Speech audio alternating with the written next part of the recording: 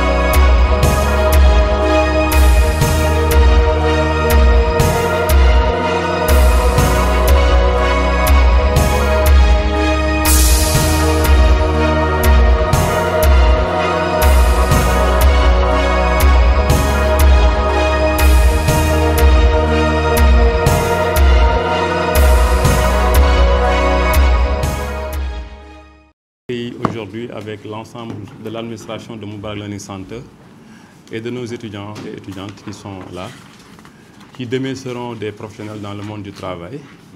Et c'est dans ce sens que nous sommes venus faire une visite d'entreprise pour visiter l'ONG PDF et de comprendre les mécanismes de travail sur lesquels ils se basent pour pouvoir maintenant fonctionner et pouvoir dérouler leur activité. Et je pense que les questions que M. Gueye et M. Diop et l'ensemble de l'administration ont formulées, ça intéresse carrément la vie professionnelle des futurs étudiants qui sont là, des futurs professionnels qui sont déjà là. Donc je voudrais votre attention, chères étudiantes, et de souhaiter vraiment des remerciements donc, pour l'accueil qui nous a été vraiment fait par l'ensemble des membres du PDF et maintenant par l'entremise de l'administrateur, le directeur, M. Fall, qui nous a accueillis avec son groupe et son équipe. Donc, je donnerai également donc, la possibilité à M. Fall de souhaiter la bienvenue aux membres de Mubarak, c'est-à-dire actuellement aux étudiantes et étudiantes. Et on commence le travail par l'entremise de M. Gueye, qui est le professeur chargé de l'insertion au niveau de Mubarak, donc le responsable de la cellule d'appui à l'insertion, accompagné également d'autres personnes de l'administration. Merci. Merci beaucoup, M. Watch. Donc, bonjour, chères étudiantes et étudiants. Bonjour également à toute l'équipe pédagogique dirigée par M. Watch de l'école Mubarak Center Learning. Mubarak Learning Center. Excusez-moi, Mubarak Learning Center. Donc, nous vous souhaitons la bienvenue ici au niveau du siège de l'ONG PDF. L'ONG PDF, c'est Partenariat pour le développement de l'enfant et de la famille, qui est une organisation à but non lucratif créée en 2009 et qui est basée ici à Diourbel. Donc c'est votre organisation parce que c'est une ONG locale. Ce n'est pas une ONG qui est basée, qui a son siège à Dakar. Ce n'est pas une ONG qui a son siège à Washington, à Bruxelles ou bien à Paris. Donc c'est une ONG locale qui a été créée par des Diourbellois. Donc ça c'est important de le préciser. Donc c'est votre ONG. Donc nous sommes très heureux de vous recevoir ici aujourd'hui pour échanger avec vous, discuter avec vous sur le fonctionnement d'une manière générale de notre organisation. Je disais tantôt dans mon bureau à M. Watt, aujourd'hui vous êtes des étudiants, mais demain vous allez gérer des responsabilités dans ce pays. Nous tous, on est passé par là, ça a été parfois compliqué, difficile, parfois on perdait l'estime de soi, mais quand même il y avait la détermination et la confiance en soi, raison pour laquelle nous sommes là aujourd'hui. J'ai l'habitude de dire que souvent, on dit que l'avenir du pays sera demain entre les mains des jeunes, des étudiants, des élèves. Mais moi, j'ai l'habitude de dire quel jeune, quel étudiant, quel élève. On ne peut pas confier à n'importe qui des responsabilités. Donc c'est le jeune qui est préparé, c'est le jeune qui est conscient, c'est le jeune qui a une très bonne hygiène de vie qu'on peut demain confier des responsabilités pour atteindre des résultats escomptés. Si tel n'est pas le cas, on va passer à côté. C'est la raison pour laquelle également je profite de l'occasion pour féliciter votre établissement sur tout ce qu'il est en train de faire au niveau de la région de Diourbel, dans la formation des jeunes que vous êtes, mais également de par son approche qui est très innovante, qui consiste à accompagner les étudiants au niveau des entreprises pour qu'ils côtoient les emplois, pour qu'ils côtoient également l'environnement professionnel dans lequel ils vont évoluer dans l'avenir. Donc nous sommes très ravis de vous recevoir. Nous sommes à votre disposition pour répondre à toutes vos questions que vous allez poser ici aujourd'hui, mais également même dans le futur. En cas de besoin, n'hésitez pas à revenir si vous avez des compléments d'informations à demander. Donc nous vous souhaitons une très bonne rencontre et prions également pour que les différents échanges que nous aurons tenus ici soient très fructueux et que vous allez rentrer avec beaucoup d'informations à propos de notre organisation. Merci beaucoup. Donc, je me présente à nouveau, c'est M. Gueye, responsable de la cellule d'insertion du groupe Moubarak LC. Alors, sans plus tarder, je vais tout simplement essayer d'expliquer le processus de déroulement des activités. C'est-à-dire le groupe en tant que tel est réparti en 4 sous-groupes. Il y a d'abord le responsable du grand groupe, M. Badian, qui va parler au nom de tout le groupe. Et ensuite, j'espère qu'on va procéder par les questions qui se feront groupe par groupe. Je pense que le responsable de chaque groupe va d'abord se présenter puis poser ses questions. Donc, dans l'ensemble, c'est ça en gros. Chers étudiants, camarades étudiants et élèves, je suis Cheikh Hassan Badiane, étudiant en maintenance et réseau informatique, et désigné aussi en tant que chef de groupe pour cette visite pédagogique. Nous sommes très honorés d'être accueillis aujourd'hui par votre structure, l'ONG PDF.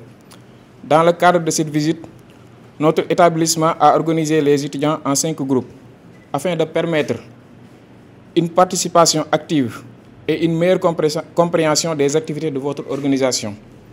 Ce groupe est encadré par un porte-parole désigné pour poser les questions préparées en amont sur différents aspects de votre travail, vos missions, vos projets, vos méthodes de travail, vos résultats et perspectives.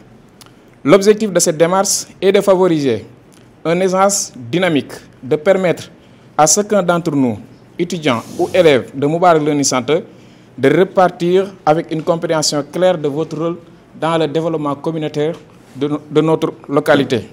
Et aussi de renforcer notre esprit de recherche, de curiosité et d'initiative. Nous vous remercions aussi de votre disponibilité et de votre accueil si chaleureux et de la considération que vous portez à tout Moubarak Learning Center. Et espérons un moment enrichissant pour toutes les parties. Donc je vais passer d'abord la parole au groupe 1 qui axera leurs questions sur l'entreprise dans le cadre général. Le groupe 1. Je suis le chef de groupe du groupe 1. Notre première question se pose sur 4 parties. Sur l'histoire de l'entreprise, pouvez-vous vous retracer de manière approfondie l'histoire de l'entreprise depuis de sa création jusqu'à aujourd'hui? Pour la deuxième question, quels sont les produits ou services phares proposés par l'entreprise? La troisième question, quel est son positionnement sur le marché local, national et international? Et la quatrième question, quels sont les principaux clients ou partenaires? Madame Fatou Cissé pour les questions posées et qui sont relatives à l'historique de l'entreprise, les principaux produits ou services, la vision ou mission de l'entreprise, le positionnement sur le marché national et international, mais même local, et ses principaux clients ou partenaires. Bon, nous ne sommes pas une entreprise commerciale, donc on n'a pas une clientèle à servir, mais plutôt une cible. Et pour les trois premières questions, je vais y répondre et après donner la parole à mon collègue Thiam qui va apporter des éléments de réponse sur le positionnement et les principaux partenaires et clients de l'organisation. Pour ce qui est l'histoire de l'entreprise,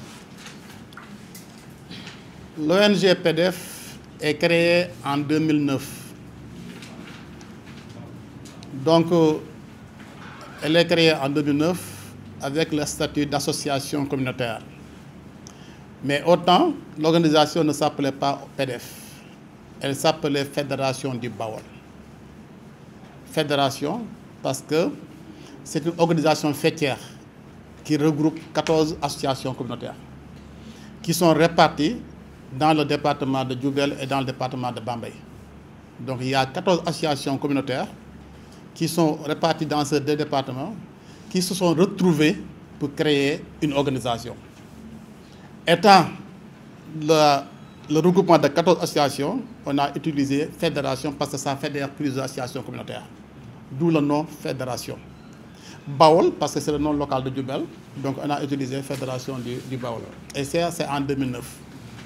Et ça a été créé avec le statut d'association communautaire en 2009. Et c'est par la suite, en 2023, qu'on a changé de statut pour devenir ONG, organisation non gouvernementale. Parce qu'il y a une différence entre ONG et association.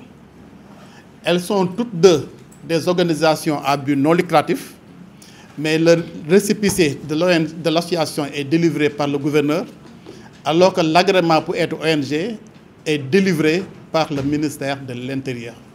Donc nous sommes sous la tutelle du ministère de l'Intérieur et nous sommes obligés de rendre compte au ministre de l'Intérieur tout ce que nous sommes en train de faire au niveau de nos différentes zones d'intervention.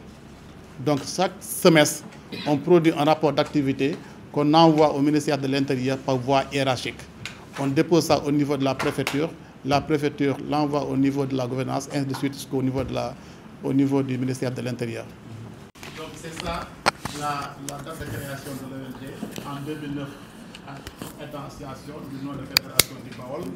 En 2023, l'organisation a changé de statut pour devenir une ONG. Et en 2023 toujours également, on a changé de nom pour devenir PDEF. PDF, c'est Partenariat pour le développement de l'enfant et de la famille. On a changé de nom surtout pour deux raisons. La première, c'était pour être en phase avec notre vision, notre mission, étant une organisation qui travaille pour le développement de l'enfant et de la famille au niveau de la région de Diourbel. Donc on s'est dit, on va trouver un nom qui sera en phase avec notre mission, d'où le nom de PDF. PDF également parce que partenariat, nous, tout ce que nous sommes en train de faire au niveau de la région de Diourbel, on le fait grâce aux différents partenariats que nous avons noués avec les différentes parties prenantes. Que ce soit les établissements de formation, que ce soit les services déconcentrés, que ce soit les autorités administratives et locales, que ce soit les bailleurs de fonds, mais également que ce soit les cibles, c'est-à-dire les communautés pour lesquelles on intervient, on travaille. Ça, c'est la première raison. La deuxième raison, on a changé de nom parce qu'à un certain moment, on a voulu intervenir dans d'autres localités du Sénégal. Alors que, imaginez-vous, on a actuellement présentement un bureau à Kaolack, imaginez-vous, on ouvre un bureau à Kaolack, et sur l'enseigne, on met Fédération du Baol. Et on veut intervenir à Kaolack, on veut intervenir à Kaffrine, on va à Tambacounda, on met Fédération du Baol. Je pense que dans ce cas, les gens, ça sera très limité. Les gens seront frustrés. Ils vont se poser la question. Pourquoi une organisation de Baol vient ici s'implanter au niveau de Kaolack pour mettre en œuvre un programme? Donc on a voulu être vraiment neutre raison pour laquelle on a changé également de nom. Donc c'est pour ces deux raisons qu'on a changé de nom, parce qu'on a voulu être en phase avec notre mission, notre vision, mais également on a voulu être neutre pour intervenir au niveau de, de tout le pays. Donc en termes de produits ou bien services, nous on fait des services en tant qu'organisation, on donne des services aux communautés. C'est des services qui vont dans le domaine, qui sont dans le domaine de l'éducation. Hein? Dans le domaine de l'éducation, on investit beaucoup dans ce secteur. Parce que si vous allez aujourd'hui au niveau du lycée de Nayan, qui est à côté de votre établissement, on a construit là-bas un bloc d'hygiène constitué de 10 cabines pour les filles et 10 cabines pour les garçons. On a foré là-bas également un mini-forage pour permettre aux élèves d'avoir accès à l'eau.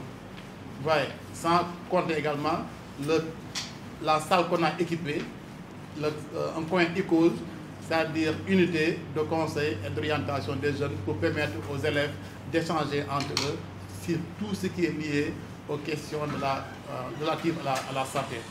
Et ces réalisations également, on l'a fait dans d'autres établissements au niveau de la région de Diourbel. C'est le cas du CM de Grand Diourbel, c'est le cas du CM de Ngoé, c'est le cas du CM de Nindi, de Taïba, de Kerker, de Bintotou. Ouais. Et également, toujours dans le domaine de l'éducation, on intervient beaucoup dans le domaine de la petite enfance.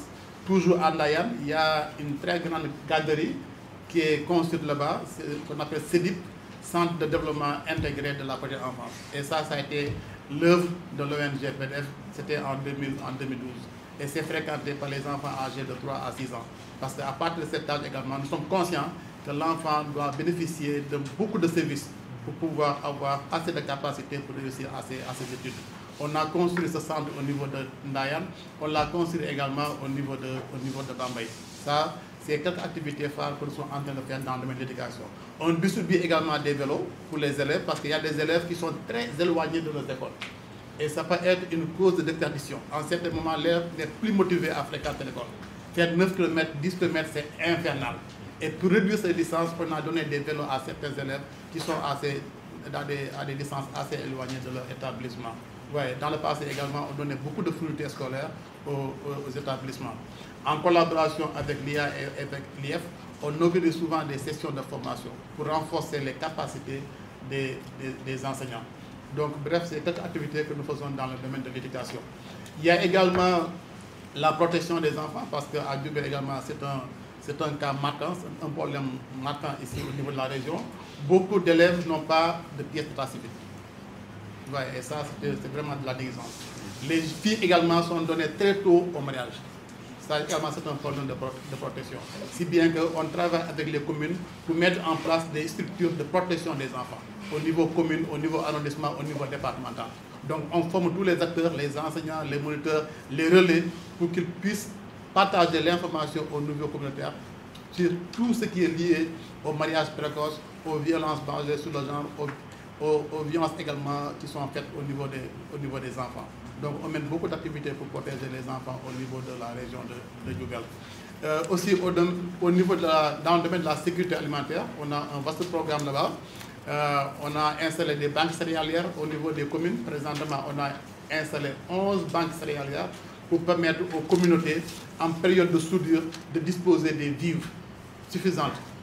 Ouais, et ça, c'est pour lutter contre l'insécurité alimentaire, mais également pour lutter contre la malnutrition des enfants. On fait également beaucoup de placements d'animaux, c'est-à-dire qu'on achète souvent des chèvres, des moutons ou bien de la volaille qu'on donne aux ménages qui sont bénéficiaires de nos projets et programmes. Et ceci, c'est pour impacter sur la nutrition des enfants. Parce que quand tu donnes à une famille de la volaille, des moutons ou bien des chèvres, demain, en cas de vente, les revenus des ménages seront augmentés. Et ça va impacter sur l'éducation, la santé et autres du ménage. Mais également, si le parent tue un animal, ça peut aider également à l'alimentation des enfants qui sont au niveau de la famille. Ouais, donc j'ai parlé d'éducation, j'ai parlé de protection, j'ai parlé de sécurité alimentaire. Il y a également un programme sur la microfinance communautaire.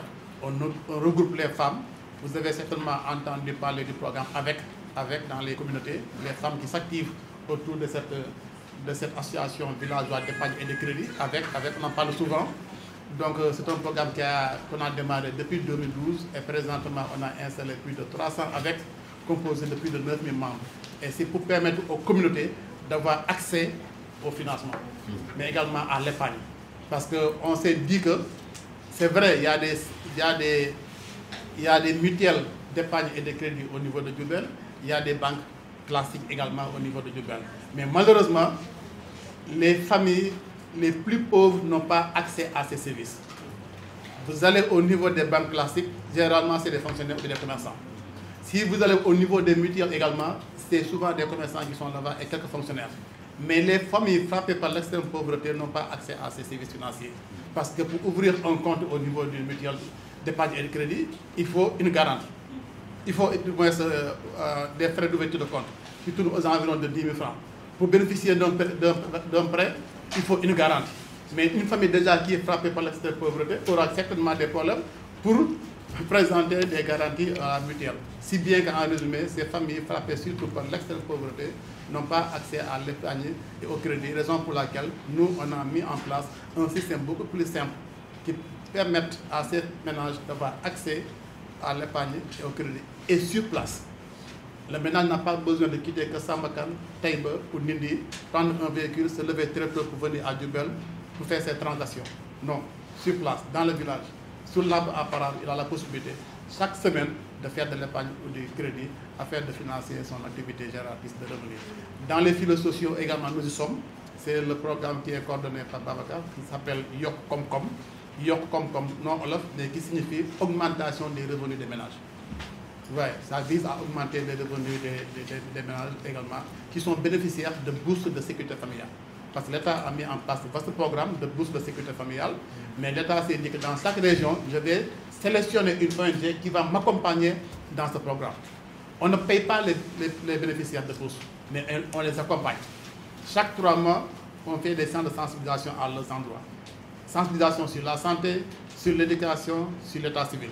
Mais en certains moments, l'État, avec l'appui de la Banque mondiale, s'est dit, attendez, c'est bien de donner chaque 3 mois une enveloppe financière, mais il serait bon également de rendre ces bénéficiaires autonomes pour qu'ils puissent dans l'avenir prendre en charge leurs propres besoins.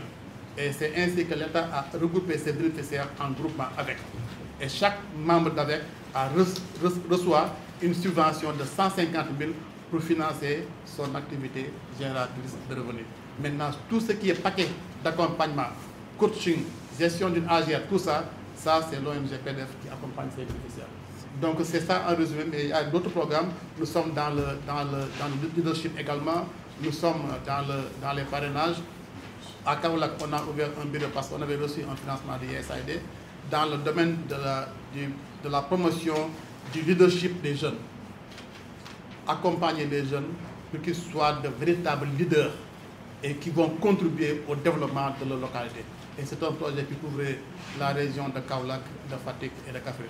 Donc pour dire que nous sommes dans plusieurs domaines, on fait des services dans plusieurs domaines pour les communautés de Diourbel parce que la demande elle est multiple et variée. Raison pour laquelle nous faisons du développement intégré.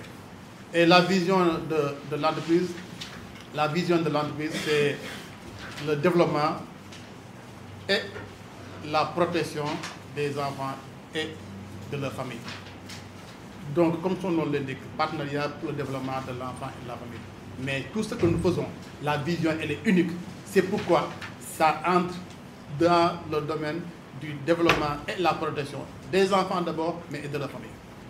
Donc, nous œuvrons sur ça.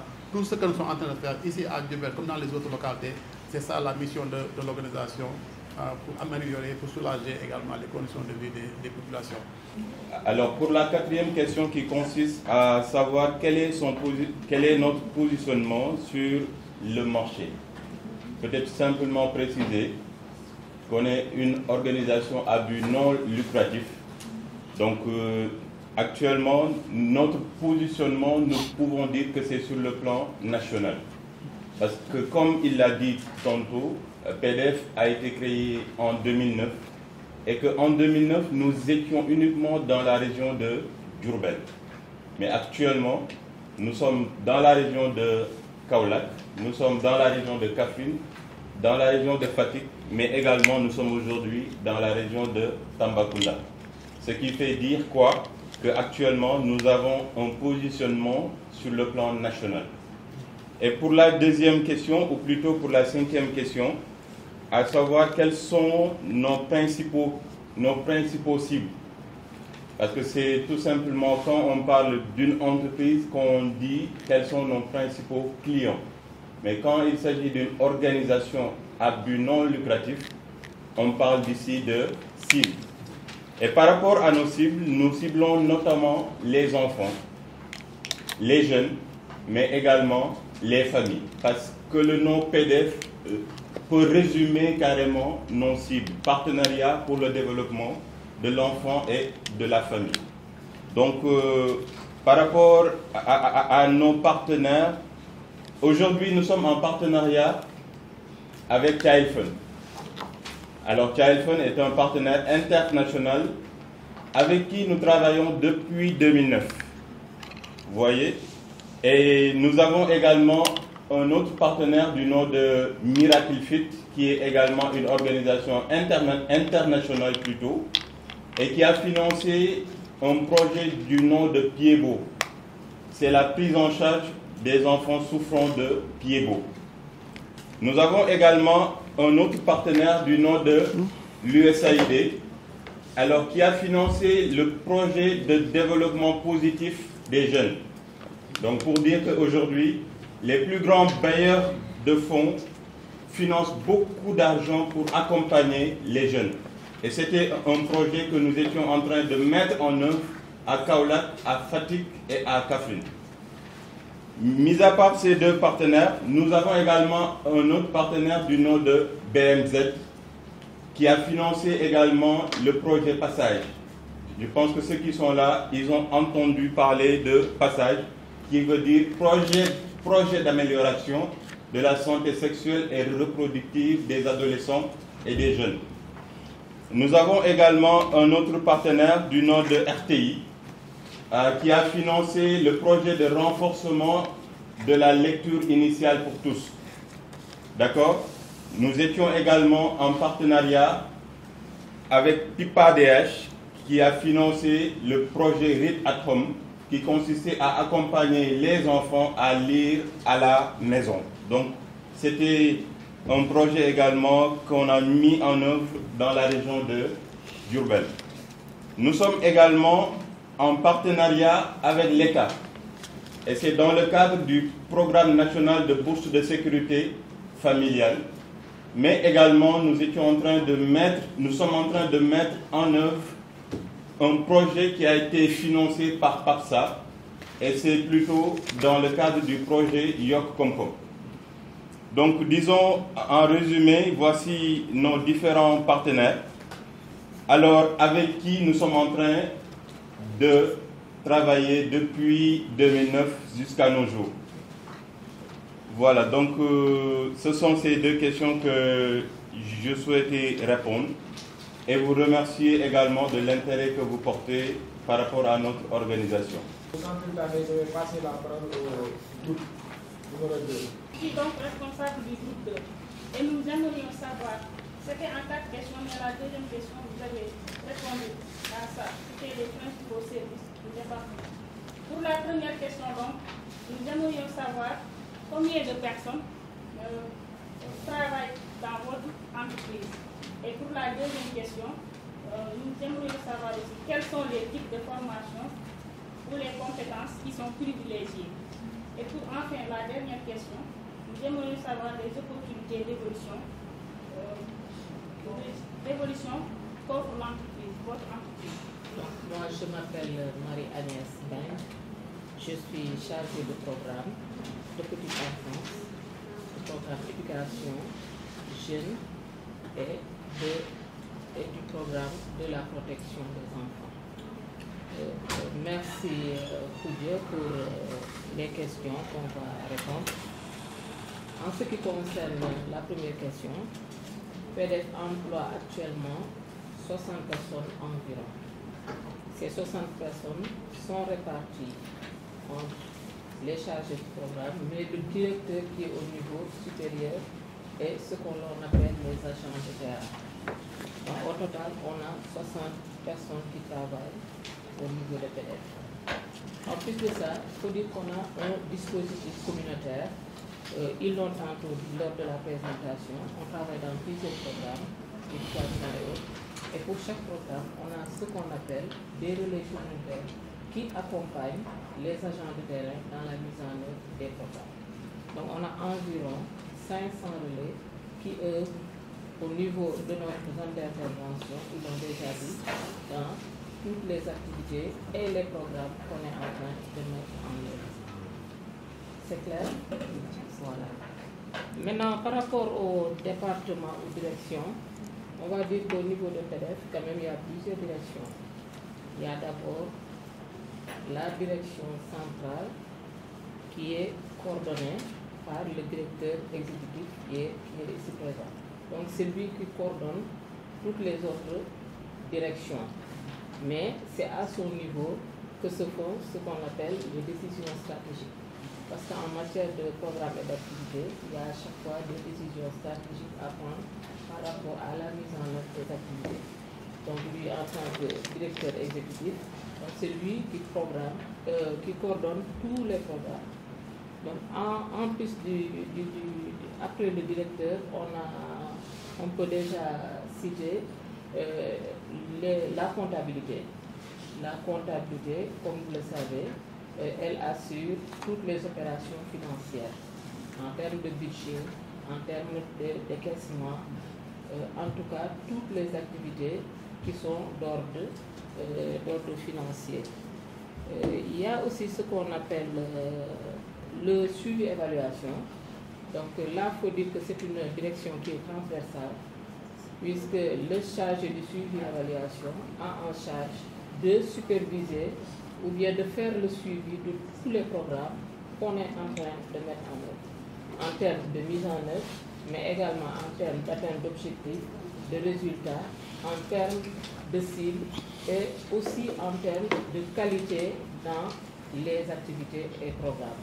Donc là, c'est la direction du suivi-évaluation. On a ce qu'on appelle les ressources humaines. Les ressources humaines en général, c'est la direction qui s'occupe de tout ce qui est question administrative, en termes de recrutement, en termes de contrat, en termes d'employés, en termes de personnel. Donc c'est ce que fait la direction des ressources humaines. On a aussi ce qu'on appelle, nous ici, les programmes. On peut peut-être l'assimiler toujours aux directions, mais c'est des programmes. Dans les précédentes présentations, le directeur en a parlé et M. Cham aussi en a parlé. Donc on a des programmes on a un programme plutôt de petite enfance. Juste peut-être pour compléter par rapport à ce que le directeur a dit, il a donné beaucoup de services, mais aussi entre autres services, il faut dire que nous, on accompagne ce qu'on appelle les CDP, il a dit, les centres d'éducation, les centres de développement intégré. Et à ce niveau, on a ce qu'on appelle un paquet de services. Ce n'est pas un seul service qui est fourni au niveau du CEDIP, donc c'est plusieurs CEDIP. Il a parlé des services. Il faut acheter qu'on appuie aussi dans la nutrition des enfants. Donc tout ce qui est nutrition, PDF s'engage à appuyer les PDF, les CEDIP. Il y a aussi, en plus de ça, il y a ce qu'on appelle l'appui pédagogique à travers le renforcement de capacité des moniteurs qui sont au niveau de ces sites.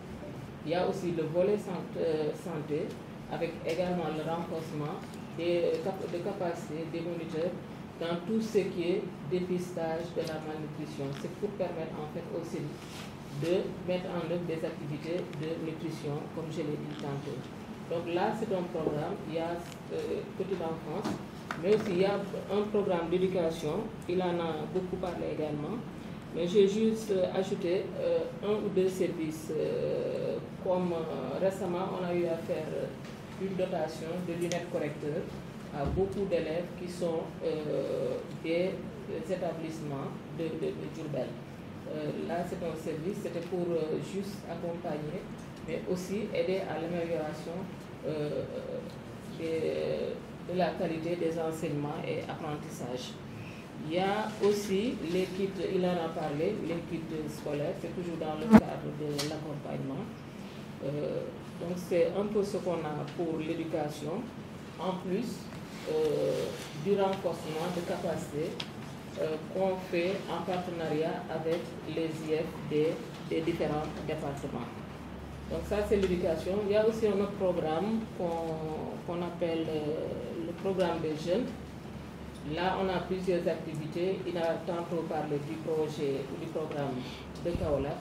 Mais aussi ici au niveau de Diourbel, on a ce que l'on appelle des réseaux de plaidoyer pour les enfants et les jeunes. Donc c'est des réseaux, des groupes d'enfants qui sont organisés et qui, au niveau de leur commune, élaborent des plans d'action et font des activités pour aider la communauté à travers des défis qu'ils auraient relevés. Par exemple, les jeunes d'une quelconque localité peuvent se dire, en tout cas, il y a un problème au niveau de notre commune, c'est le problème de la gestion des ordures ménagères. Maintenant, qu'est-ce que nous, on peut faire? Et à cet effet, eux, ils élaborent leur plan d'action et avec les partenaires qui travaillent dans ce domaine, ils mettent en œuvre des activités, soit de sensibilisation, de plaidoyer, pour que les gens puissent changer un peu leur comportement. Donc ça, c'est le réseau, mais il y a aussi ce qu'on appelle les groupes Voice Now. C'est un autre groupe de jeunes, il y en a aussi au niveau de certaines localités, des jeunes qui sont renforcés dans le leadership, dans l'entrepreneuriat, pour qu'ils puissent eux aussi relever des défis au niveau de leur localité. Donc ça, c'est le programme jeune. Il y a le programme de la protection qui a aussi été souligné. On appuie les enfants et les communautés, mais également on travaille directement avec l'État à travers ce qu'on appelle les comités, le CDPE, c'est le comité départemental de protection de l'enfant qui est au niveau du département, ou les CCPE, c'est les comités de protection des enfants, mais qui sont au niveau des communes. Mais l'idée est la même. Parce qu'au niveau national, on a ce qu'on appelle la stratégie nationale de protection de l'enfant et qui a ces démembrements que je viens de citer. Leur rôle, c'est en fait, c'est d'aider, c'est un cadre fédérateur qui permet à tous les acteurs de se regrouper et de travailler sur les questions de protection. Quand on parle de problèmes de protection, c'est l'état civil, c'est les mariages précoces, c'est les violences faites aux enfants, etc., etc. Donc ces cadres sont là pour accompagner les acteurs dans la résolution des questions de protection. C'est bon. Voilà. Donc on a aussi comme autre programme, on a le programme de parrainage. Tantôt le collègue a parlé de Childfund. Donc on a un système de parrainage avec Childfund Sénégal, avec des enfants qui ont été identifiés au niveau de nos communes d'intervention et qu'on accompagne dans les différents domaines. Nécessairement, en parlant de protection, il faudrait comprendre que ce n'est pas la protection pure et dure, mais protection, toute activité qui vise à aider un quelconque enfant. Aujourd'hui, quand tu travailles sur la santé d'un enfant, tu travailles sur les questions de protection. Quand tu travailles sur l'éducation, tu essaies d'insérer un enfant, tu es en train de protéger cet enfant. Donc il faut dire que la protection est un domaine très vaste avec beaucoup de points à prendre en compte. Par rapport aux questions du groupe de Foudia, sur les profils recherchés, les types de formation et les opportunités qu'offre l'entreprise. Maintenant, le directeur l'a expliqué dans son intervention pour dire que nous sommes dans le développement intégré, donc sur plusieurs programmes. Et chaque projet avec ses profils recherchés ou demandés. Donc nous sommes dans les parrainages, donc ce qui est demandé pour les parrainages, donc à part le chargé de programme, donc ce sont les agents de terrain. Donc ceux qui mettent les activités sur le terrain. Donc là, il est demandé, le minimum, c'est le bac qui est demandé. Donc, également, nous avons besoin des superviseurs, donc sur les autres programmes. Donc, également des comptables, des assistantes de direction, donc également sont demandés, et des planificateurs, donc pour faire le suivi et l'évaluation des projets et programmes. Mais également des spécialistes en communication, parce que nous avons besoin également de vulgariser ce qui est en train de faire sur le terrain. Pour les formations également, peut-être des formations en gestion de projet qui est demandé, des formations sur la communication également, en assistante de direction également qui est demandé ou qui est recherché. De même, l'ONG-PDF privilégie la promotion interne.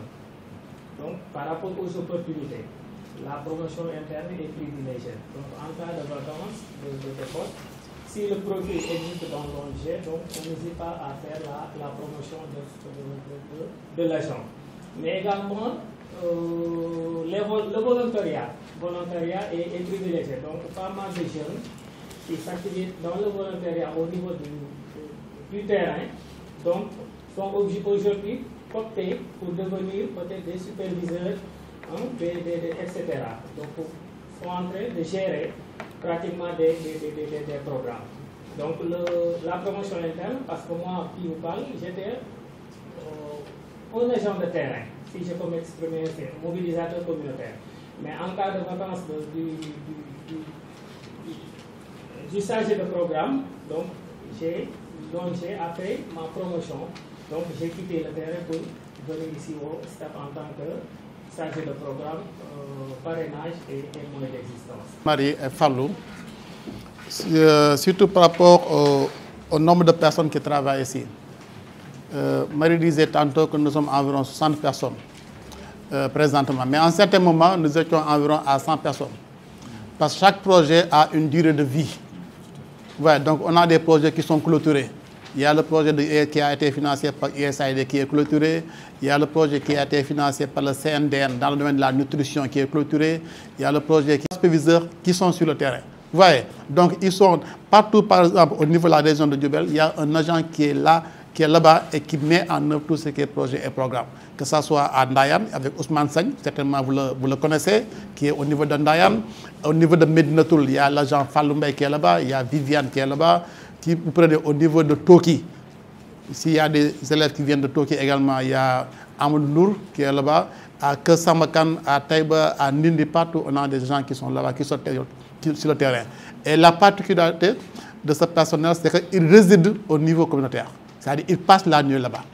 Ils sont en étroite collaboration avec les communautés. Et nous, on organise souvent des missions de suivi pour aller sur le terrain, superviser ce qu'ils sont en train de faire à l'endroit des communautés. C'était ça la précision que je voudrais apporter comme complément par rapport aux interventions des deux collègues.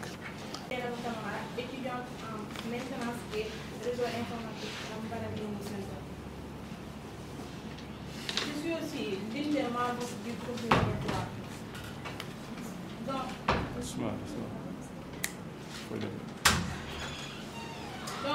dont le thème porte sur les conditions de travail. Première question. Quelles sont les conditions de travail ici? Horaire, télétravail, ambiance. Deuxième question. Proposez-vous des formations continues ou des accompagnements pour les employés? Troisième question. Quelles actions permettez-vous en place pour les bien-être au travail? Je suis le gestionnaire du projet Yoko. Le projet dont vous entendez le directeur donner des explications. Donc par rapport aux différentes questions, ces 4 questions, je vais répondre aux 3 questions et je vais laisser à mon collègue M. Sow répondre à la dernière question. Quelles sont les conditions de travail ici? C'est-à-dire les horaires, le travail ou bien l'ambiance. Ici, on a 8 heures de temps de travail par jour. C'est-à-dire chaque jour, on est là à partir de 8h30 jusqu'à 13h au moment de la pause et on reprend à 15h pour descendre à 17h. Parfois aussi, nous sommes là jusqu'à 18h, ça dépend des urgences que nous avons. Par rapport au télétravail, bien sûr, tout cela dépend des urgences que nous avons. Parce que si on a des urgences, parfois on est obligé de faire des télétravail. Par rapport à l'ambiance, l'ambiance est stable, il n'y a pas de stress, il n'y a pas vraiment de pression ici au niveau de PDF. Quelles sont les valeurs portées en interne?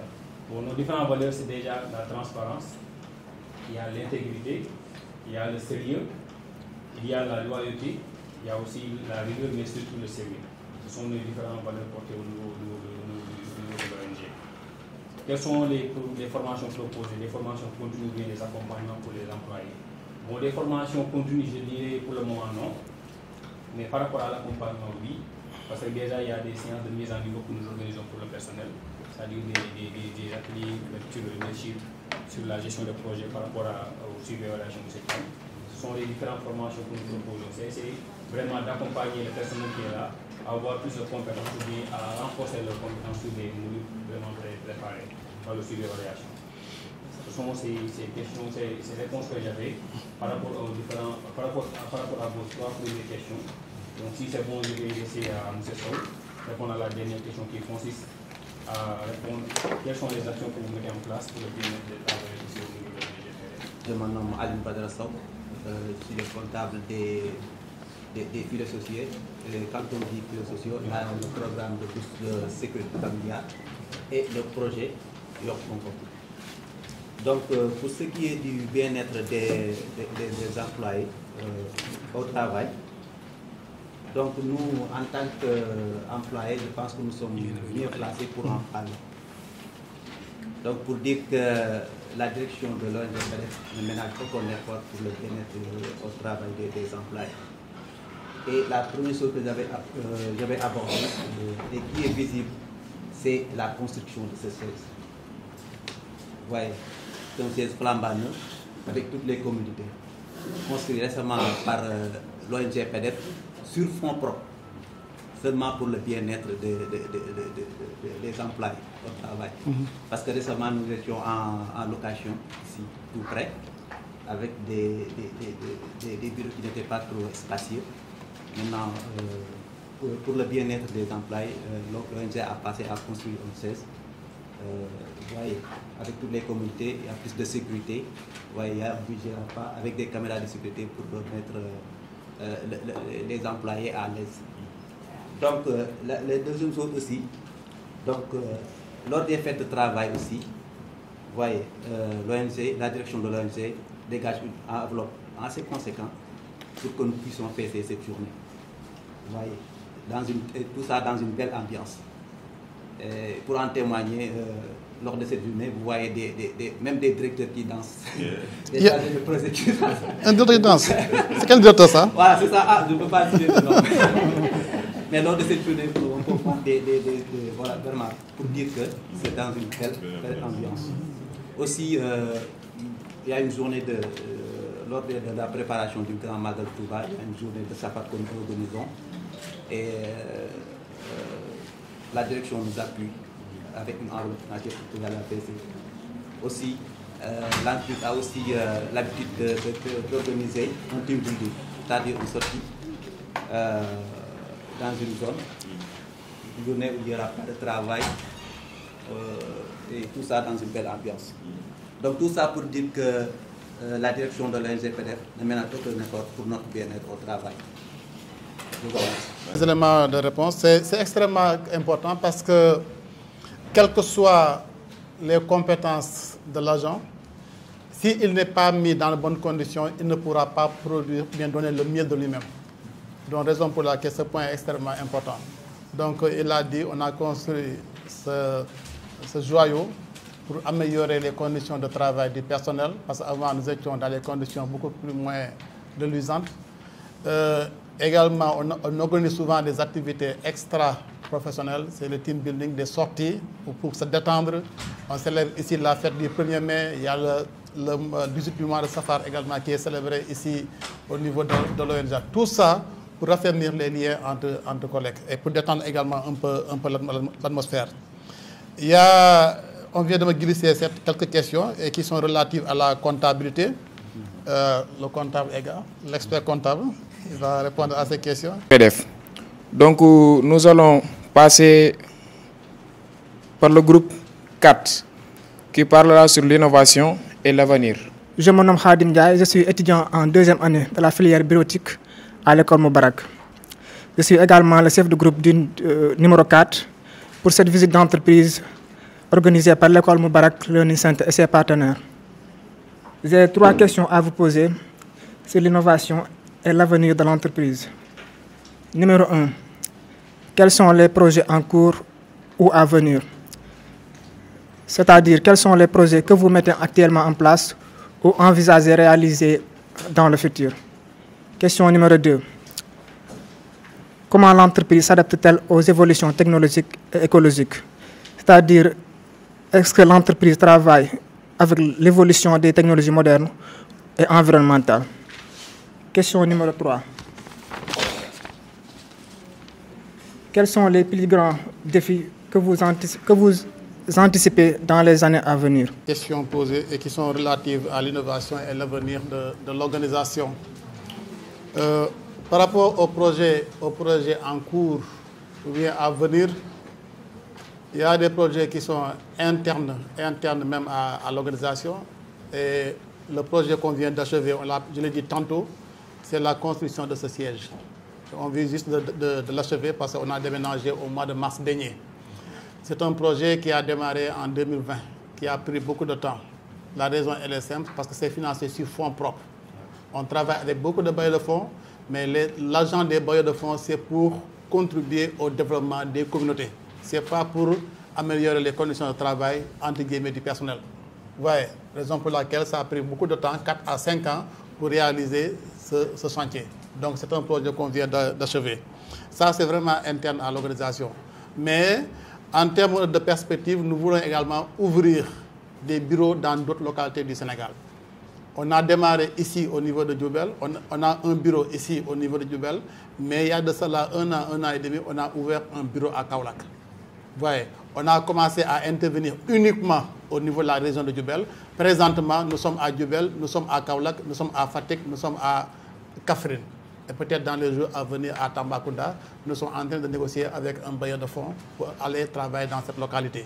Vous voyez, donc, puisque actuellement nous sommes dans 4 régions du Sénégal sur 14, notre ambition c'est de couvrir l'ensemble des régions du Sénégal. Parce que les mêmes besoins que la population de Diourbel, de Kaolack ont, on peut les retrouver au niveau également des autres régions du Sénégal. Donc, raison pour laquelle on veut être vraiment national et couvrir l'ensemble des régions du Sénégal, ouvrir un bureau au niveau de la zone nord, pourquoi pas au niveau de Saint-Louis, pour couvrir Matam, Podor, etc. Un bureau au niveau de la zone sud, avec Casamance, Sédhiou et autres, et un bureau également du côté de Dakar ou bien du côté de Thiès. C'est ça notre ambition. Et une fois ces bureaux sont ouverts, on sera obligé également d'augmenter le personnel de l'organisation, d'augmenter également la logistique de l'organisation. Présentement, avec les 60 personnes qui composent l'ONG, je vous dis, les 95-98% sont de Diourbel. Ça, c'est important. Nous sommes en train de contribuer vraiment à l'employabilité des jeunes qui sont au niveau de la région de Diourbel. Une bonne partie du personnel habite, je dis bien, ici à Diourbel. Et vous savez qu'ici à Diourbel, il n'y a pas beaucoup d'organisations privées. S'il y a une organisation qui se distingue en termes de recrutement, vraiment c'est à encourager, raison pour laquelle souvent on reçoit des félicitations de part et d'autre des autorités administratives et locales qui sont au niveau de la localité. Donc, si demain on arrive à ouvrir d'autres bureaux dans d'autres localités, ça sera pour le grand bénéfice de la population, où il y a des jeunes qui sont ici au niveau de la région de Diourbel. Pour les projets à venir également, je disais tantôt que nous sommes en train de négocier avec des partenaires parce que nous, à chaque fois qu'il y a une opportunité, parce qu'avec les bailleurs de fonds, ils lancent des projets. Un bailleur de fonds du nom de HKI, Helen Keller International. Aujourd'hui, c'est le dernier délai, on doit l'envoyer aujourd'hui. Oui, il y a de cela quelques mois, quelques semaines également, on a répondu à une offre de la coopération belge, Enabel. Donc nous sommes dans ça. Nous sommes à la quête permanente d'opportunités pour pouvoir agrandir notre organisation et aider également les jeunes à avoir un emploi dans notre organisation. Donc c'est des projets à venir. C'est les projets phares que nous sommes en train de travailler au niveau de l'organisation. Est-ce que l'entreprise s'adapte aux évolutions technologiques ou écologiques? Oui, nous sommes obligés de le faire. Soit on s'adapte, soit on disparaît. Il n'y a pas de solution. Donc le monde est ainsi fait. Donc quand il y a des nouveautés, quand il y a des changements, on est obligé de s'adapter. Et vous également, vous êtes obligés de s'adapter. Je dis souvent à mes collègues que moi, quand je faisais la formation, quand j'étais au lycée, autant, il n'y avait pas de tablette, il n'y avait pas de téléphone, il n'y avait pas d'ordinateur. Vous voyez, mais aujourd'hui, l'étudiant ne peut pas se penser de ces outils. Hein? Chaque étudiant a un ordinateur, une tablette ou bien un téléphone. Mais nous, on a fait une formation, pas de téléphone, pas de tablette, pas d'ordinateur. Mais actuellement, on travaille avec ces outils. Donc, vous voyez, dans cette salle, vous voyez en face de nous, il y a un poste téléviseur. C'est pour faire des projections. Avant, c'était des vidéoprojecteurs. Jusqu'à présent, on les utilise avec des câbles à gauche, à droite. Mais maintenant, avec le système de réseau sans fil, tu peux, à partir de ton téléphone ou bien à partir de ton ordinateur, faire des projections pour le personnel. Voilà, ça, c'est de la nouvelle technologie. Le télétravail également. Il y a de cela des années, c'était impensable. Vous voyez, à chaque fois qu'il y a une rencontre avec le bailleur de fonds, que ce soit à Dakar, à Saint-Louis ou à Kaolack, nous étions obligés de se déplacer, de fermer nos bureaux, de prendre un véhicule, de prendre du carburant, mobiliser un chauffeur, avec tout ce que ça nécessite comme coût pour aller à Dakar, à Kaolack, trouver un hôtel, passer faire là-bas 2 jours, 3 jours pour rencontrer un partenaire. Mais maintenant, c'est faisable. Ce matin, j'ai tenu une réunion avec un partenaire à Dakar, sur 15 minutes. Vous voyez, maintenant, c'est le système de réunion virtuelle. Et tout ça, c'est de la nouvelle technologie. On est obligé de s'adapter. Tu ne peux pas être un agent dans l'organisation ou bien un responsable sans pour autant savoir manipuler ces outils. Vous voyez, donc c'est ça la nouvelle technologie. On est obligé de s'adapter. Lors de ma formation dans le passé, je n'ai pas reçu en termes de renforcement de capacité, mais au fur et à mesure qu'on avance, on est obligé d'apprendre pour se perfectionner. Heureusement que je suis bien entouré. Je suis entouré par ce que j'appelle la génération digitale. Il y a les jeunes qui sont là. Ils ont la chance de faire une formation avec ces nouvelles technologies. Donc en cas de pépin, je les interpelle et ils sont très calés dans ça. Et en termes de... Même en tout ce qui est écologique également, même la construction de ce bâtiment, on a gardé ça en repérage. C'est beaucoup plus aéré. Et quand c'est beaucoup plus aéré, on consomme moins d'énergie. Ouais, c'est assez spacieux, tout ça. Tout ça, c'est pour tenir en compte les conditions du domaine relatif à l'écologie. Maintenant, en termes de défis, quels sont les plus grands défis que vous anticipez dans les années à venir? Ça, c'est extrêmement important. Parce que, comme on dit, gérer, c'est prévoir. Ouais, un bon gestionnaire, c'est quelqu'un qui sait prévoir, anticiper sur beaucoup de défis. Sinon, on risque d'avoir de mauvaises surprises. Donc actuellement, notre plus grand défi, c'est de rendre l'organisation autonome. Oui, autonome. On n'est pas tellement autonome parce qu'on dépend fortement des financements extérieurs. Mais depuis un certain temps, nous sommes commencés à travailler dans ça pour rendre vraiment l'organisation autonome. C'est dans ce sens qu'on a construit ce siège. Parce qu'avant, nous étions sous location. Et l'argent qu'on payait pour le loyer provenait des bailleurs de fonds. Donc si le bailleur de fonds arrête le financement, on aura des difficultés pour payer le loyer. Donc en ce moment, on s'est dit, mieux vaut être autonome à ce niveau. Raison pour laquelle on a construit ce bâtiment. Maintenant, il n'y a pas de loyer, si bien qu'on n'attend plus un bailleur de fonds pour payer le loyer de l'ONG PDF. Si aujourd'hui, même tous les bailleurs de fonds arrêtaient la collaboration avec l'ONG, on ne le souhaite pas, au moins on pourra continuer à suivre le temps de décrocher d'autres bailleurs de fonds parce que nous sommes dans notre propre siège. Ça, c'est extrêmement important. Maintenant, on continue à travailler dans ce sens, surtout en termes de mobilisation financière, à avoir des réserves assez consistantes. Comme ça, demain, en cas de pépin, on aura assez de fonds pour continuer à payer le personnel le temps que d'autres bailleurs de fonds se présentent pour continuer la collaboration. Donc ça, c'est un point extrêmement important, surtout nous en tant qu'organisation non gouvernementale. Parce que récemment, on a vécu l'expérience avec USAID. Certainement, vous avez entendu l'information à travers les réseaux. USAID était un grand bailleur de fonds pour le Sénégal et même pour l'Afrique, qui a commencé à intervenir au Sénégal depuis 1961. 61, je pense qu'il n'y a aucune personne dans cette salle qui était encore née en 1961. Ouais, de 1961 à nos jours, USAID était là au Sénégal. Chaque année, USAID investissait des centaines de milliards ici au Sénégal. On a gagné un projet avec USAID sur 5 ans. On a signé le contrat. C'était sur 3 ans. Sur 5 ans, excusez-moi. Et pour 3 régions. C'est Kaolack, c'est Fatick, c'est Kaffrine. On a mobilisé environ, recruté 20 personnes chargées de mettre en œuvre ce projet. On a ouvert un bureau à Kaolack. On a acheté de la logistique, les véhicules, les motos. Le projet, c'était sur 5 ans. C'était de 2024 à 2028. Vous voyez, maintenant, après 1 an de mise en œuvre, on reçoit une correspondance. Pof, il faut fermer.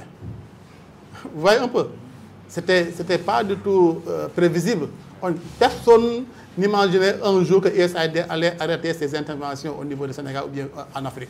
Et ça a bouleversé beaucoup d'ONG. Beaucoup d'ONG qui fonctionnaient sur financement de USAID à 100% ont aujourd'hui des difficultés. Et nous, face à cette décision, il fallait s'aligner par rapport à la décision de USAID. Le bureau de Kaolack présentement est fermé. On a remercié le personnel. La logistique est là, garée au niveau de l'ONG. Vous voyez, donc c'est des défis en tant qu'ONG qu'il va falloir prendre en compte pour ne pas avoir également d'autres surprises dans l'avenir. Heureusement pour nous, que là également c'est une stratégie, c'est un défi, c'est de diversifier les sources de financement. Comme on dit souvent, il ne faut pas mettre tous les œufs dans un même panier. Parce que on a diversifié les sources de financement, on travaille avec CIFN, avec USAID, la coopération allemande, avec RTI. Si bien que s'il y a un bail de fonds qui arrête la collaboration, on pourra continuer avec les autres partenaires et c'est le cas actuel. USAID nous a libérés, mais on continue de fonctionner avec les autres partenaires. Ça, c'est un point extrêmement important et vraiment, on y travaille beaucoup pour rendre vraiment l'organisation autonome et faire face à ces défis. Parce que de nos jours, vous suivez l'actualité, le monde est complètement bouleversé. La crise économique, elle est mondiale. Elle est mondiale. Donc, si bien que nous, en tant que pays en voie de développement, qui coptent des financements de l'extérieur, on va éprouver beaucoup de difficultés pour mettre en œuvre nos projets et nos programmes. Donc, je vais essayer de répondre aux questions relatives à la comptabilité. Pour ce qui est de la première question, quel est le système d'organisation de votre comptabilité? Donc, comme vous le savez ici, on est 2 comptables. Il y a mon collègue qui est là, mais il est un peu pris, il est en réunion en ligne, c'est pourquoi il n'est pas présent ici. Donc ici, on est 2 comptables. Comme vous savez ici, il y a beaucoup de programmes. Moi, je gère les programmes des filets sociaux, donc lui, il est chargé des autres programmes. En plus de toute la logistique de l'entreprise. C'est lui qui s'en charge. Donc, pour ce qui est du système, on a aussi des procédures internes qui nous permettent de vérifier les pièces, d'enregistrer et de classer les pièces comptables. Donc, c'est des procédures qui ont été mises en place pour suivre toute la comptabilité au niveau de l'ONG. Donc, pour la deuxième question, utilisez-vous le plan comptable du SISCOADA? Donc, comme vous le savez, on est une ONG, donc nous n'utilisons pas le système de SISCOADA, parce que le SISCOADA, c'est plus pour les entreprises commerciales. Donc, nous, maintenant, comme vous savez, récemment, pour l'année 2024, il a été instauré un système donc, pour les organisations à but non lucratif, à savoir les ONG, appelé SISBENEL. Donc on est obligé pour cette année de produire des états financiers en conformité avec le SISBENEL. Donc nous sommes en train de faire cette transition-là. Voilà. Donc pour la troisième question, l'ONG est-elle tenue de présenter des états financiers? Oui. Oui. D'autant plus que, aussi, comme je vous l'ai dit tantôt, depuis 2024, il a été instauré un système comptable SISBENEL. Donc nous sommes aussi tenus de présenter des états financiers en conformité avec ce système SISBENEL. Bonjour monsieur le directeur de l'ONG PDF et bonjour aussi aux membres de l'administration. Je me nomme Mam Asta, je suis étudiante en 2e année bureautique. Bon, on a bien saisi votre explication par rapport à l'ONG PDF. On a notamment noté votre récente activité du 7 mai 2025, à savoir la distribution de lunettes aux élèves dans le but d'améliorer leurs conditions d'enseignement. Et vous étiez en partenaire avec Child Fund aussi. Donc, on voulait savoir, tantôt vous avez parlé le fait de décentraliser ou du moins de répartir votre ONG sur le plan national. Vous nous avez parlé de Fatick, Kaffrine et de Tambacounda et de Kaolack aussi. On voulait savoir, comme vous voulez répartir votre organisation au niveau national, comment comptez-vous faire ça? Et aussi, on aimerait savoir d'où viennent les richesses de l'ONG PDF. Parce qu'on a tendance à dire que les organisations à but non lucratif tirent de leurs richesses provenant des subventions et autres. On voulait savoir, vous, pour votre cas, d'où vous tirez votre richesse pour réaliser vos projets. Nos fonds proviennent principalement des subventions. C'est des subventions. Avec USAID, c'est des subventions du gouvernement américain qui avait mis autant à la disposition de PDF 3 millions de dollars. C'est environ 2 milliards. Parce que ces États ont signé des conventions internationales avec notre gouvernement. Les États-Unis ont pris l'engagement d'accompagner la politique de l'État, c'est-à-dire d'accompagner le développement du Sénégal. Maintenant, à travers cet accompagnement, le gouvernement américain peut passer directement par l'État, c'est-à-dire des projets qui financent directement entre États ou bien à travers les ONG. Parce qu'ils savent que nous, en tant qu'ONG, on est là pour le développement de nos communautés. Donc, c'est principalement des subventions. Avec RTI, c'était des subventions. Avec Miracle Fit, c'est des subventions. Avec PIPADH, c'est des subventions de la Banque mondiale. Avec le programme national de bourse de sécurité familiale, c'est l'État du Sénégal accompagné par la Banque mondiale. Mais avec Thialfone, il y a une partie subvention, parce que souvent, Thialfone décroche des subventions qu'elle donne à PDF, mais également, il y a une bonne partie également qui provient des parrainages. Ça, c'est des parrains, c'est des bonnes volontés qui sont portés volontaires pour accompagner PDF à ce qu'il améliore les conditions de vie des enfants qui sont au niveau de la localité. Mais sachez qu'une bonne partie des financements des ONG proviennent des subventions. Maintenant, élargissement de nos zones d'intervention. Vous savez, je disais tantôt que nous, on saisit toutes les opportunités. Si demain, par exemple, avec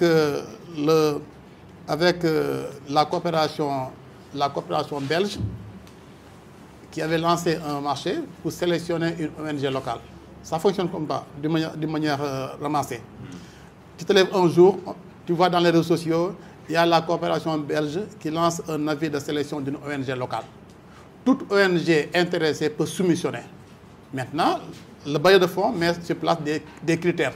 Être ONG locale, avoir de l'expérience, etc., etc. Mais si on étudie cette opportunité à l'interne, et on note également que PDF remplit les critères, nous, on soumissionne. Maintenant, c'est au bailleur de fonds de préciser les régions d'intervention de ce projet. Avec USAID, il avait dit, je cherche une ONG locale pour mettre en œuvre un projet pour les régions de Kaolack, de Fatick et de Kaffrine. On n'a pas le choix. Donc, si on gagne ce projet, ce qui est sûr et certain, on sera obligé de le mettre en œuvre dans ces zones d'intervention qui ont été ciblées par le bailleur de fonds. Vous voyez, avec la coopération belge, récemment, ils ont lancé un projet. C'est pour la région de Tambacounda et Kaffrine. Si toutefois on est sélectionné, même chose également, on sera à Kaffrine et à Tambacounda. Demain, on peut avoir un bailleur de fonds, la Banque mondiale ou bien UNICEF, qui lance un projet pour la zone nord. Saint-Louis, Matam, Dagana. Maintenant, c'est une compétition. Hein.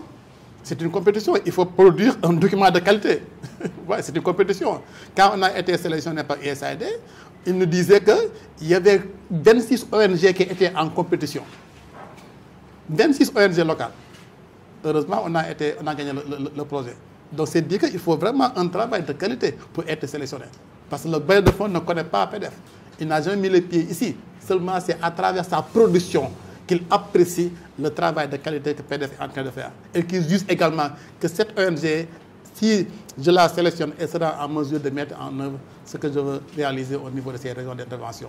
Donc, notre stratégie pour étendre, pour travailler dans toutes les régions du Sénégal, c'est demain de voir un bailleur de fonds qui lance un projet pour la zone nord. On va compétir. Maintenant, si on gagne le projet, on va ouvrir un bureau au niveau de la zone nord. Après, demain également, il y a un bailleur de fonds qui lance un projet pour la zone sud. On va compétir. Si on gagne le projet, on va ouvrir un bureau au niveau de la zone sud. ainsi de suite, ainsi de suite. Parce que de 2009 à nos jours, on est passé d'une région à 4. Ouais, donc il faut y croire, avoir de la détermination et également s'y lancer et faire un travail de qualité.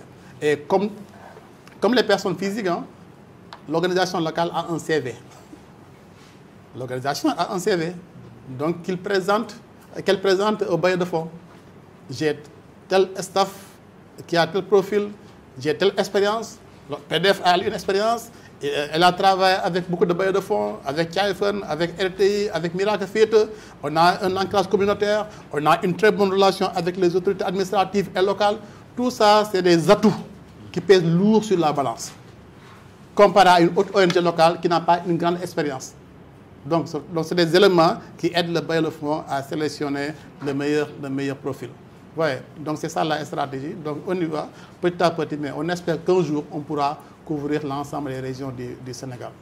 Le menuisier, le talibé, l'élève, l'étudiant, le commerçant, l'enfant de la rue, toute personne, c'est que de l'éduquer. Je fais comprendre.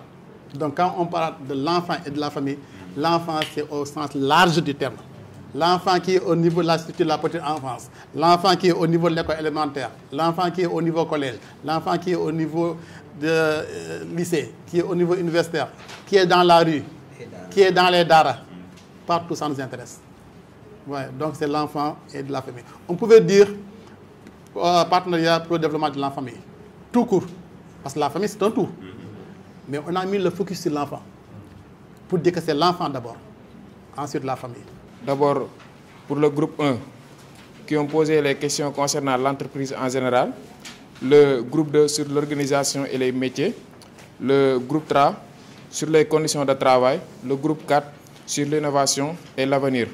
Donc, monsieur le directeur, par ma voix et à ma qualité de chef de groupe des étudiants pour cette visite pédagogique, nous vous remercions pour votre entière disponibilité et le temps que vous avez pris pour répondre à nos questions, afin de nous permettre d'avoir une compréhension beaucoup plus large et comprendre l'organisation PDF, partenariat pour le développement de l'enfant et de la famille. Donc, nous vous remercions encore une fois pour votre disponibilité. De remercier donc l'ONG PDF qui nous a accueillis, et je pense qu'avec les collaborateurs de l'ONG PDF, ils ont eu à répondre à toutes les questions que nos étudiants ont eu à poser. Et c'est des questions d'ordre professionnel qui permettent de retourner au niveau du centre, de mieux comprendre les enjeux de l'heure. Ce qui se passe maintenant à côté dans le milieu professionnel, ça permettrait également à ces jeunes de mieux se concentrer pour dire que non seulement nous sommes en train de faire une formation pratiquement dans un volet un peu théorique, mais souvent la pratique doit venir et de comprendre qu'est-ce qu'il faut. Et maintenant de s'aligner carrément par rapport aux réalités qui vont venir.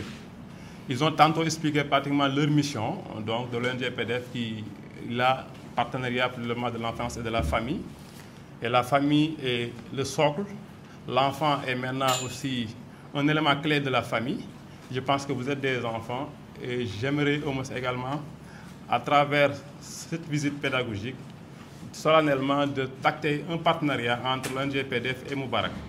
Parce que nous avons des profils qui pourraient intéresser l'ONG, mais également nous avons aussi des jeunes qui, demain, à la sortie de leur formation, doivent, à travers la cellule d'appui à l'insertion, vouloir maintenant s'insérer en stage ou en emploi. Mais ce qui est en emploi, certainement, ce sera maintenant avec les ressources humaines, avec les profils que nous aurons à proposer, mais également mieux encore, pour répondre aux questions liées à l'innovation, de pouvoir signer avec le professeur qui est en charge de la maintenance en informatique de Moubarak, d'accompagner l'ONG PDF. Qu'est-ce que Moubarak peut faire pour l'ONG dès l'instant que nous avons des jeunes qui sont outillés, à pouvoir souvent venir dans le parc informatique de l'ONG PDF, de pouvoir les aider à pouvoir maintenant mettre en place leur système informatique et de pouvoir maintenant se faire maintenir. C'est ça. Également et parallèlement aussi de demander solennellement à M. le directeur exécutif s'il peut prendre au moins quelques étudiants qui sont vraiment en phase de terminaison, parce que nous avons des étudiantes qui sont en train de faire d'ici le 25 un examen d'État.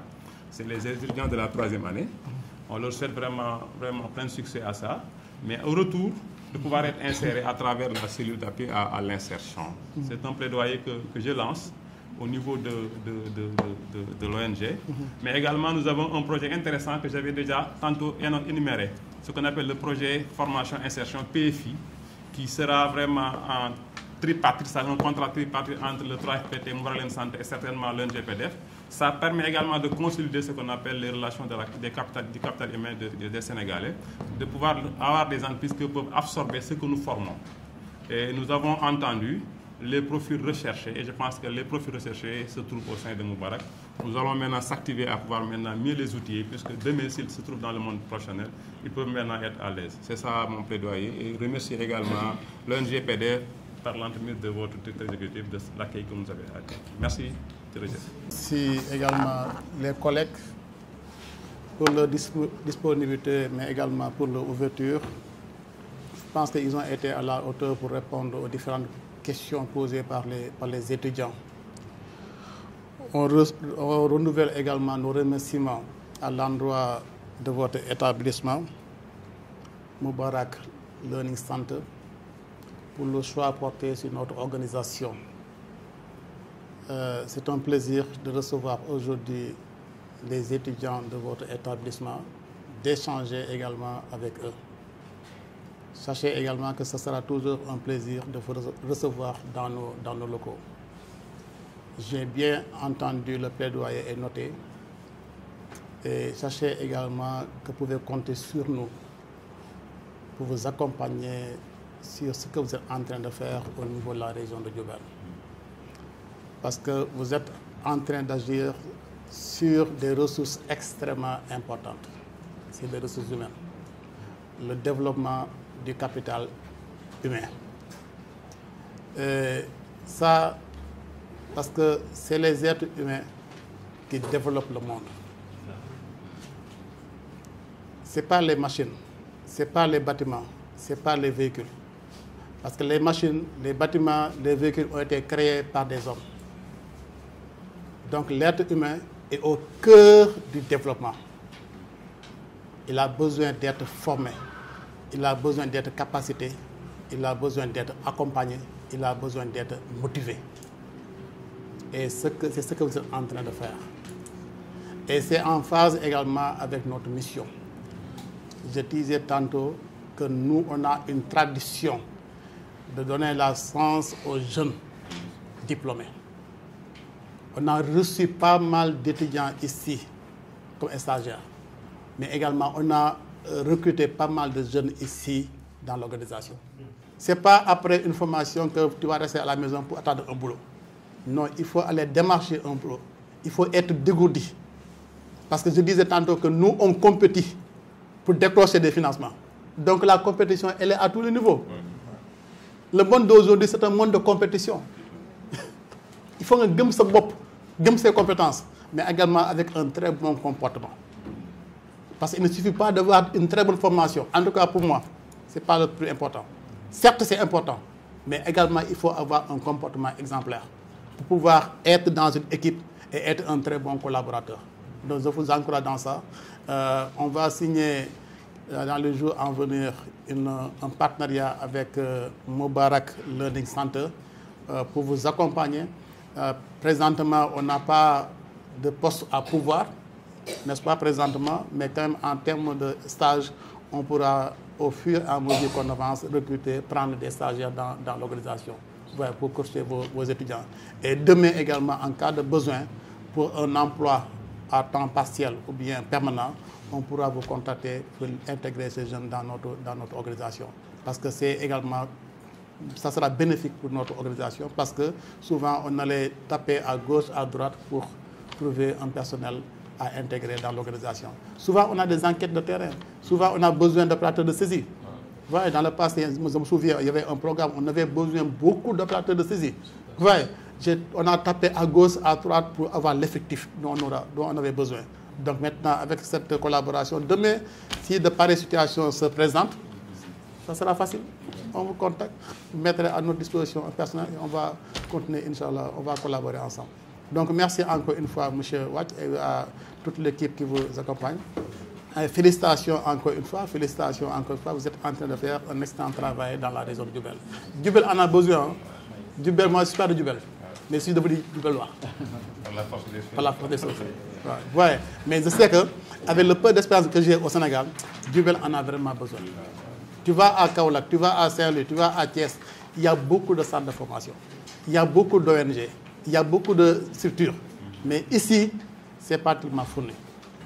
Donc avoir la chance d'avoir cet établissement à Djoubel, de bénéficier d'une formation de qualité sur place, ça c'est une grande opportunité. Parce que beaucoup de jeunes ont abandonné les formations parce qu'il fallait quitter Djoubel pour aller à Thiès ou à Dakar. Et que les moyens ne suivaient pas. Certes, ils ont été intelligents, mais malheureusement, les moyens ne suivent pas. Donc c'est vraiment une opportunité pour vous et il faut vraiment la saisir. Merci encore une fois.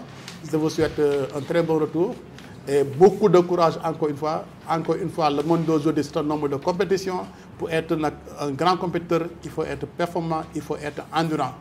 Il faut avoir confiance en soi. Ça a été un plaisir et Inch'Allah, la prochaine fois, on va faire un tour, visiter nos locaux et prendre une photo de famille. Merci.